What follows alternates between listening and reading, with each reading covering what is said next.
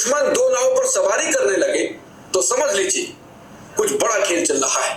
पाकिस्तान अब अकेले नहीं खेल रहा, अब वो चीन और अमेरिका दोनों को एक साथ साधने की कोशिश कर रहा है। एक तरफ उसके विदेश मंत्री अमेरिका में जाकर वॉशिंगटन की वाइन पी रहे हैं और दूसरी तरफ आर्मी चीफ आसिम मुनीर चीन की चाय के प्याले में डूबे हुए। यहाँ पर वाइन का और चाय का मतलब वो नहीं जो होता है, ये अलग अर्थ में इस्तेमाल किया गया है। एक तरफ पाकिस्तान के उप प्रधानमंत्री और विदेश मंत्री इशाक डार अमेरिका के दौरे पर हैं, अमेरिका के विदेश मंत्री मार्को रूबियो से मिल रहे हैं। वहीं दूसरी तरफ पाकिस्तान के सेना प्रमुख और हाल ही में फील्ड मार्शल जो बने हैं आसिम मुनीर, वो अपनी श्रीलंका और इंडोनेशिया की यात्रा को छोड़कर चीन दौड़ पड़े। और भाई हम किसी के पास नहीं जा रहे, ये अमेरिका पिछ लग्गू बना हुआ है, जिसके पिछ लग्गू तुम हो वो हमारा पिछ लग्गू बना हुआ है। तो अपनी इंपॉर्टेंस और हमारी इंपॉर्टेंस को अपने साथ कंपेयर करने की जरूरत नहीं है। तुम्हारी जो औकात है वो तुम लोग ने ऑपरेशन सिंदूर के दरमियान देख ली। यानी एक तरफ अमेरिका के विदेश मंत्री मार्को रूबियो पाकिस्तान की तारीफ करते हैं और दूसरी तरफ चीन पहले से ही पाकिस्तान का यार है। अब भारत की चिंता यह है कि एक तरफ अमेरिका, दूसरी तरफ चीन और बीच में पाकिस्तान खुश और भारत चारों तरफ से गिरता दिखाई दे रहा है। नमस्कार, मैं हूं अंकुर और आप देख रहे हैं सत्यम जी का खास शो बेबाक मुकेश। मुकेश जी, पाकिस्तान की रणनीति दोनों नावों पर पैर और अमेरिका और चीन दोनों विरोधी भी हैं और पाकिस्तान दोनों पर बैलेंस करने की कोशिश कर रहा है। आप ये कह सकते हो कि पाकिस्तान दो नावों की सवारी कर रहा है। हाँ। आप ये भी कह सकते हो कि पाकिस्तान के दोनों हाथ कढ़ाई में हैं।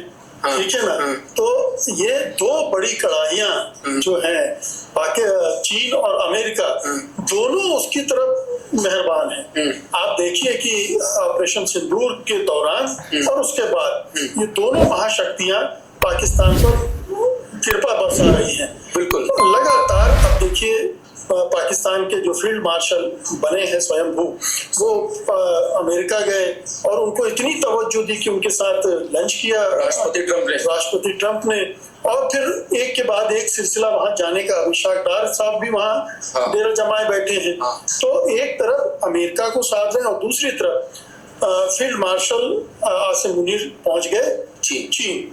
अब चीन में भी उनकी वहां के विदेश मंत्री वांग यी से मुलाकात हुई है और उस मुलाकात के दो वर्जन सामने आ रहे हैं।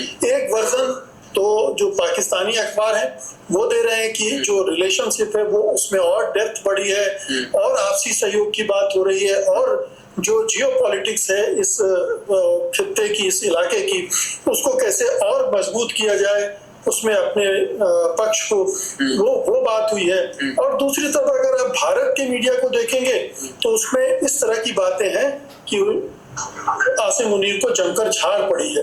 झाड़ किस लिए पड़ी है कि जो चीन के लोग काम कर रहे हैं पाकिस्तान में, उनकी सुरक्षा को लेकर उसको हल्काया है और जो सीपेक का जो इकोनॉमिक कॉरिडोर का वो प्रोजेक्ट है। अच्छा, ये इतनी फेक खबरें दिखाते हो, बंदा हाथ मिला रहा है, उसको झाड़ पड़ी, और जिसमें से 3 जगह डेलीगेशन, मतलब तीनों ब्रिक्स में, सही है भाई, ब्रिक्स में इनके फटे हालात थे। उसके बाद आप नोट करो G7 के अंदर कोई पहलगाम का जिक्र नहीं। तो झाप जिसको पड़ रही है ना, वो चीखें उसकी निकल रही है। वो गोदी सेटअप जितना कवर कर रहा है करते रहे, उससे ना हमारा लेना है ना देना है। की सुरक्षा को लेकर वांग यी ने उनको खड़काया है।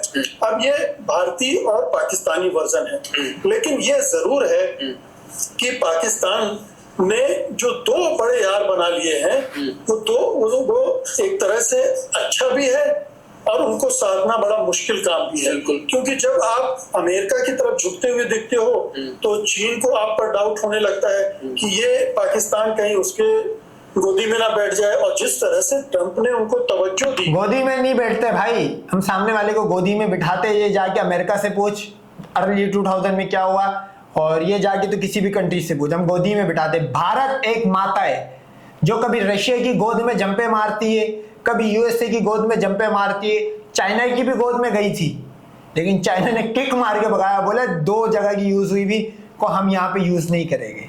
तो ये है तुम्हारी औकात, सस्ती रांड। भारत माता जो इस टाइम सस्ती रांड बनी घूम रही है, कोई गोद लेने को तैयार नहीं है, ना कोई अपने आगे बिठाने को तैयार। उससे ये स्वाभाविक है कि चीन को लगे कि मैंने तो इसको ऑपरेशन सिंदूर में इतनी मदद की और अब ये पाला बदल रहा है, तो उसी को संभालने भागे भागे गए हसन मुनीर चीन, या हो सकता है कि बुलाया हो। और अभी तो 80% जो पाकिस्तान के हथियार हैं वो चीनी है, और आगे भी उसे हथियारों की भी जरूरत है। दूसरे जो युद्ध के साजो सामान है, सपोर्ट सिस्टम है, उसकी भी जरूरत है। तो हो सकता है कि उसके लिए भी बातचीत हो रही हो, क्योंकि ध्यान रहे भारत ने ऑपरेशन सिंदूर बंद नहीं किया है, बिल्कुल वो जारी है। चौहान ने कल ही अच्छा, बंद किया नहीं है, रिज्यूम हो नहीं रहा है। तो ये कहानी, इसमें जो क्रोनोलॉजी है, बंद नहीं किया, रिज्यूम हो नहीं रहा ऑपरेशन सिंदूर, तो ये समझदार के लिए इशारा काफी है। बिल्कुल, और बहुत सारे लोग मानते हैं कि ये युद्ध विराम हुआ है, अभी लड़ाई एक और होनी है। बहुत सारे डिफेंस एक्सपर्ट इस तरह से भी इसकी व्याख्या करते हैं कि अभी एक लड़ाई होगी तो भारत पाकिस्तान के बीच में। और ये बात ये सेंसर कर रहा है जितने भी डिफेंस एनालिस्ट है, पाकिस्तान इंडिया को छोड़ दो, दुनिया भर के वो यही बता रहे कि इंडिया का एक हिस्सा अलग होने जा रहा है। अब या तो ये कश्मीर जम्मू वाली साइड का, या वो चिकन नेक वाली साइड का। तो नुकसान इंडिया के लूज लूज कंडीशन में होने जा रहा है, ये मैं आपको बता देता हूं। अगर कोई इंडियन हिंदू मेरी वीडियो देख रहा है तो कान अपने खड़े कर लेना, कान के साथ हर जगह के मोरे खोल के सुन ले। मुझे नहीं लगता कि आज की तारीख में उस तरह का कोई बन रहा है, और खासतौर पर जब अमेरिका इस तरह से इस पूरे मामले को देख रहा है कि न्यूक्लियर वॉर हो सकती है और उसको रोकना ट्रंप अपनी एक बड़ी उपलब्धि बता रहे हैं, तो वो उस हद तक जाने देंगे पाकिस्तान को। लेकिन ये परिस्थितियां तो बन गई हैं, बिल्कुल। और इसको एक नजरिया और ये देखने का कि पाकिस्तान हाइपर एक्टिव है। कूटनीतिक जंग में भारत से आगे निकलने के लिए, बढ़त हासिल करने के लिए, अपने आप को चाक चौबंद करने के लिए वो लगातार बड़ी त्वरित गति से एफर्ट कर रहा है। तो दोनों महाशक्तियों को विश्वास में लेने की कोशिश कर रहा है, और दोनों महाशक्तियों से क्या क्या फायदे उठा सकता है वो भी कर रहा है। आपको नहीं लगता कि आपने शुरुआत, जब इसका जवाब देने की शुरुआत की, तो आपने कहा कि दोनों हाथ कढ़ाई में है, कढ़ाई में तेल अगर गर्म हुआ, कढ़ाई में से मतलब होता है कि कढ़ाई में पकवान रखे हुए हैं, बिल्कुल बिल्कुल, आप दोनों हाथों से मान लीजिए उसमें पकवान नहीं है, उसमें गर्म तेल है, क्योंकि आपका दम खतरा भी, बैकफायर भी तो हो सकता है। बिल्कुल, कैसे चाहे ये तेल वाली इसने मिसाल क्यों दी है? तो इंडिया के साथ ये तेल वाला गेम हो गया। वो ऐसे कि रशिया और अमेरिका को बैलेंस करने चला था, वो दो तो कंट्री अपनी जगह पे बैलेंस है, ये डिसमेंटल होना शुरू हो गया भाई। सैंक्शंस यहां से लगना स्टार्ट होगा अगर तू रशिया का ऑयल खरीदेगा, और वेपन अगर तू वहां से खरीदेगा तो वो पाकिस्तान में इन्वेस्टमेंट कर रहा है। पाकिस्तान की तो टोटल कढ़ाई में, अच्छा एक हो ना कि दोनों हाथ में कढ़ाई, पाकिस्तान का इस टाइम दोनों टांगे, दोनों हाथ, मुंह सब कढ़ाई में, पकवान वाली में। तेल वाली में जिसका है वो मेरी छोड़ो, फैक्ट एंड फिगर देख लोगे किसके ऊपर सैंक्शंस लग रहे और किसके ऊपर टैरिफ लग रहे, और कौन सी कंट्री के रेयर अर्थ मिनरल्स रुक गए। सिंपल। अमेरिका के बार बार यहाँ पर भाग रहे हैं, चीन और अमेरिका का अलग चलता है। अगर बैकफायर कर गया तो उल्टा दांव पड़ जाएगा, या पाकिस्तान संभालने की कोशिश कर रहा है और कर भी लेगा। तो ये तो भाई पाकिस्तान को कोई नीड नहीं है, अमेरिका खुद आया है, जिस दिन जाना को चला भी जाएगा। हम कोई वो नहीं है ट्रम्प का यहाँ पे एक पहले मंदिर बनाए, उसके बाद ट्रम्प की हवन करे, पूजा करे, जो भी करते हो उसके लिए दुआएं करे, ऐसा यहाँ पे कुछ नहीं है। हाँ, भारत के लिए कितना बड़ा खतरा होगा, सवाल इसमें ये भी जुड़ता है। नहीं, ये रिस्क तो होती है जब आप इतने बड़े देशों को, दो परस्पर धुर शत्रु देशों को आप साधने की कोशिश करते हैं, तो आप हमेशा डाउट में रहते हैं। तो आप इसको अतिरिक्त चालाकी भी कह सकते हैं, ओवर स्मार्टनेस भी कह सकते हैं, या इसके खतरे होते हैं। जब आप ओवर स्मार्टनेस दिखाते हैं तो आप मुश्किल में भी पड़ते हैं। लेकिन ये पाकिस्तान की जो जियोग्राफिक लोकेशन है उसकी वजह से वो दोनों के लिए महत्वपूर्ण है, और दोनों उसको साध, न केवल पाकिस्तान दोनों को साध रहा है, बल्कि दोनों भी पाकिस्तान को साधने में लगे। दोनों चाहते हैं कि पाकिस्तान उनके साथ रहे, तो पाकिस्तान को दोनों नाराज भी नहीं करना चाहते। ये एक ऐसी चीज है जिसका पाकिस्तान जमकर इस्तेमाल कर रहा है। और सफलता पूर्वक इस्तेमाल कर रहा है, उसके फायदे भी उठा रहा है। तो ये तो एक बात हुई। सवाल उठता है कि भारत इसको कैसे काउंटर करेगा। बिल्कुल। तो जहां तक अमेरिका का ताल्लुक है, उस मामले में मुझे लगता है कि अभी भारत सरकार को समझ में आ गया है कि इसे अभी वक्त लगेगा, टाइम लगेगा वाशिंगटन में चीजों को बदलने में। थोड़ा ठंडा पड़ेंगे, ट्रेड डील होगी, उसके बाद ही कुछ दूसरे इनिशिएटिव लिए जा सकेंगे। लेकिन चीन के मोर्चे पर पहल शुरू हो गई है। आपको पता है विदेश मंत्री जयशंकर वहां गए थे, उसके बाद से एक एक करके कई मेजर अनाउंसमेंट हुए हैं, जिसमें टूरिस्ट वीजा देने की नंबर बढ़ा दिया गया है। फिर ये भी हुआ है कि LAC पर और बातचीत हो और उनको रिजॉल्व किया जाए इश्यूज को। तो भारत भी ने अपना पहलू बदला है। भारत अब पूरा एंटी चाइना दिखने के बजाय चीन के साथ अपने संबंधों को सुधारने की, चीन को ये बोल के चीन की गोद में बैठने की कोशिश कर रहा है, लेकिन चीन बिठा नहीं रहा। ये वर्ड बोलते हुए जबान दुख रही है तेरी। सिंपल है, तो क्लियर, किसी भी को मतलब किसी पान के खोखे पे खड़े होने वाले जियो पॉलिटिकल एनालिस्ट को दिखाओगे, वो भी यही बोलेगा गोद में बैठने की कोशिश है। तो नहीं बिठा रहा, आप अलग थलग हो, आप आइसोलेट हो, क्योंकि जो पार्टी इंडिया के साथ जाएगी पाकिस्तान उससे दूर हो जाएगा। ना अमेरिका ये चाहता कि पाकिस्तान उससे दूर हो, ना चाइना चाहता। तो दोनों सुपर पावर हो के चक्कर में, पाकिस्तान के चक्कर में वो भारत माता को साइड पे कर दिया है, दिशा में बढ़ रहा है, ताकि जो पाकिस्तान पर उसका जो प्रेम है, आशीर्वाद है, वो थोड़ा कम हो और हमारी शत्रुता भी कम हो।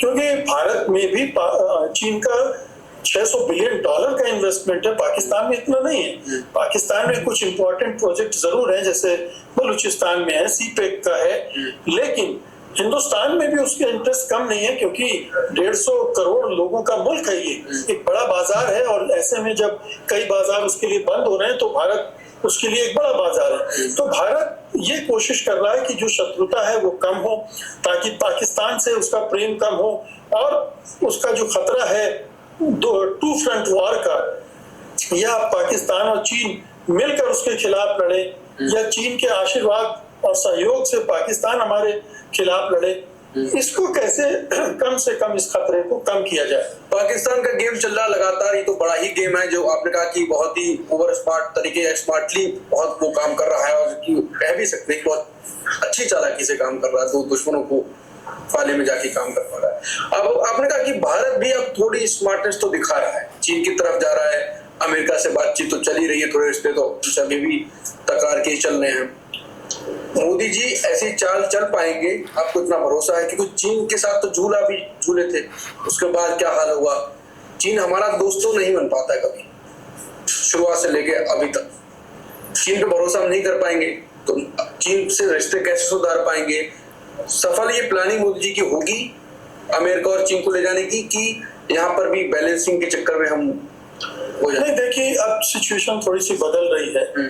जो पहले चीजें थी वो वैसी नहीं रही है, और जो RIC वाला जो प्रपोजल है, रूस, इंडिया, चाइना वाला माफी, तो उसकी वजह से चीजें बदल रही हैं। तो ऐसा नहीं कह सकते कि पहले शत्रुतापूर्ण हमारे रिश्ते रहे तो कभी बदल नहीं सकते हैं। चीजें बदल रही हैं, पूरी दुनिया बदल रही है, सारे रिश्ते बदल रहे हैं, तो ये रिश्ते भी बेहतर हो सकते हैं, बदल सकते हैं। चीन टेक्नोलॉजी में किस गति से आगे बढ़ रहा है, अगर हमें उसका सपोर्ट मिल जाए। चीन का डाउट क्या है? चीन का डाउट ये है कि हम अमेरिका के पाले में चले गए। अमेरिका के पाले में चले गए मतलब हमारे दुश्मन के पाले में चले गए। अगर भारत उसको ये यकीन दिला सके कि हम आपके खिलाफ नहीं हैं, तो उसी से काफी रिश्ते बदल सकते हैं। तो हमारी वाली गलती तो पाकिस्तान नहीं कर रहा है, उनके पाले में जा रहा है। पाकिस्तान तो दोनों को विश्वास में ले रहा है ना, दोनों के खिलाफ कुछ नहीं कर रहा है। तो साफ बोलना, पाकिस्तान की फॉरेन पॉलिसी तुमसे अच्छी है, वो एक पावर बैलेंस बना के चल रहा है, ये क्यों नहीं बता रहा है? और दोनों, वो पाकिस्तान की सिचुएशन बिल्कुल अलग है, इसलिए पाकिस्तान पहले से पाकिस्तान जो अपनी पहल कर चुका है, चाहे वो अमेरिका के साथ उसके पुराने संबंध हो और चाहे चीन में अमेरिका का इन्वेस्टमेंट हो पुराना है, ठीक है। और फिर ये भी शत्रु का शत्रु हमारा मित्र होता है, उसमें उस गणित के हिसाब से चीन को लगता है कि पाकिस्तान भारत का शत्रु है, इसलिए पाकिस्तान हमारा मित्र हो सकता है। तो ये तमाम तरह के कूटनैतिक दांव पेच हैं जिनकी वजह से ये स्थितियां बन रही हैं। लेकिन मुझे लग रहा है कि अब एक चेंज आ रहा है उनकी भारत की विदेश नीति में भी, और यह एहसास हुआ होगा कि अब हमें अपने देशों के साथ रिश्ते सुधारने हैं। मुझे लगता है कि पड़ोस में भी उस तरह की पहल अब शुरू होने जा रही है, पड़ोस में भी उस तरह की पहल होगी, जल्दी ही होगी, और उसका भी असर दिखेगा। तो मोदी जी न चाहते होंगे लेकिन बदलना तो पड़ेगा। सिचुएशन बदल गई है और उनकी बहुत किरकिरी हुई है, फजीयत हुई है इस बीच में, तो उससे उन्होंने सबक सीखा होगा, हमें ये मानकर चलना चाहिए। बिल्कुल, तो बात वही है कि मोदी जी माने ना माने लेकिन मानना तो पड़ेगा। लेकिन जो चीजें भी बताई कि जैसे भारत का रणनीति अपनी बदलाव कर रहा है उसमें चीन की तरफ। चश्मे वाले बाबे ने एक बात तो बिल्कुल हकीकत करी है, ये इनका जो मतलब इंटेलेक्चुअल टाइप का जो तबका इंडिया में, वो इस चीज को मानता है कि इनकी फजीयत और बेइज्जती दुनिया भर में हुई है, और इनको ये पता लग गया है। आवाजें है, मेन स्ट्रीम मीडिया पे वो आवाज नहीं दिखी कि वैसे आवाजें है कि ये आइसोलेट हुए हुए, जैसे इसने भी बोला है कि फजीयत तो हुई है, अभी बढ़ रहा है अमेरिका की तरफ, तो वो पहले से था ही। तो उससे हो सकता है जो पाकिस्तान में खतरा देने की कोशिश कर रहा है अमेरिका और चीन की तरफ जाके, तो मोदी जी हो सकता है बैलेंस कर पाए। लेकिन अभी भी सवाल वही है कि जो पाकिस्तान दो नाव पर पैर रख रहा है, पानी की गहराई काफी ज्यादा है।